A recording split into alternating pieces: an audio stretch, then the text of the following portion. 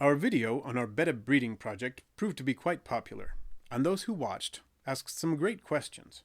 Here are some frequently asked questions and answers to help any of you who might be contemplating breeding Bettas. What was the tank setup like?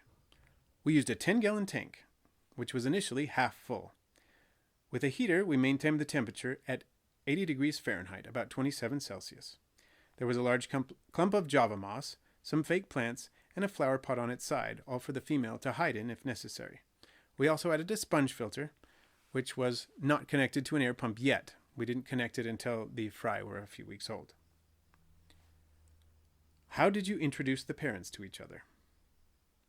The female was kept in a bottomless glass tube, something like a hurricane lamp, inside the tank for approximately 1 week before the spawn.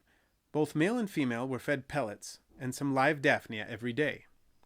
Once the male had produced a nest, and the female seemed to have eggs and be receptive to the male, which we could see because she would swim head down when the male flared for her, we released her into the main tank. When should the female and male be removed? Remove the female as soon as they finish spawning. This often happens immediately when they are placed together, or perhaps the morning after. You just have to keep your eyes on the bettas and see what happens.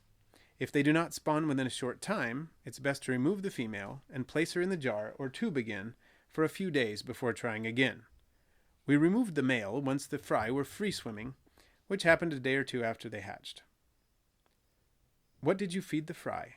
How many times per day, and with what? Well, as soon as the fry were free swimming, we fed them infusoria. Infusoria is a term for cultured microorganisms. It's a very simple process. Basically, we took some aquarium water from an established tank and added a canned green bean, broken up into a few pieces. Put that on a sunny windowsill and left it there for a week or two before the spawn was due to hatch. In the sunny windowsill, some bacteria will start to grow in the tank water, and then microorganisms will start feeding on the bacteria and breeding very quickly. Those microorganisms, things like rotifers and paramecia, are great food for baby fish. We just used an eyedropper to take quantities of that out and feed it to the fish. Also, when the fry became free swimming, we introduced an additional food, vinegar eels, and we did that for 2 or 3 days after they became free swimming. Here is a video on how to raise and feed vinegar eels. From about 3 days to 6 weeks, we provided the fish with 1 feeding of newly hatched brine shrimp once per day, and 1 feeding of Walter worms once per day. Here is a video on how to raise Walter worms. You can also use microworms or banana worms. Their culturing instructions are also covered in the video.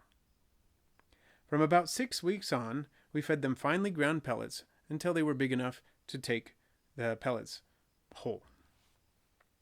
Some breeders use brine shrimp as a first food for baby bettas. Now this works fairly well, but not all of the fish will be capable of catching and eating the baby brine shrimp, so only the strongest fish will survive. When and how did you separate the males from the females?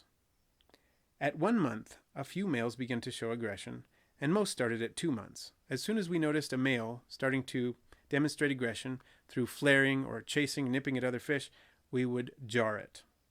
By about 3 months, all males had been removed to jars.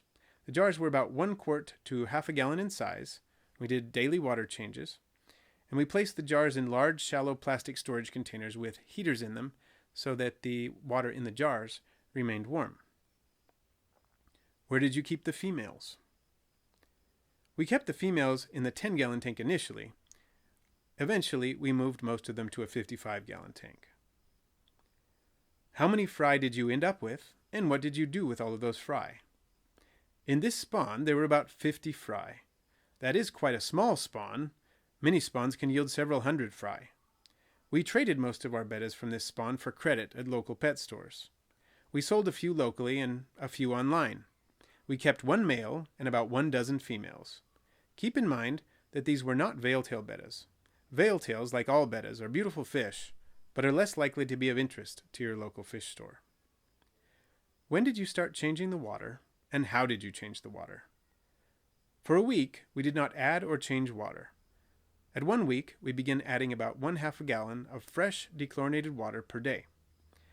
When the fish were 2 weeks old, we started changing the water with a flexible airline tube, like that used with an air pump, with a length of rigid airline tubing on both ends about 1 foot long.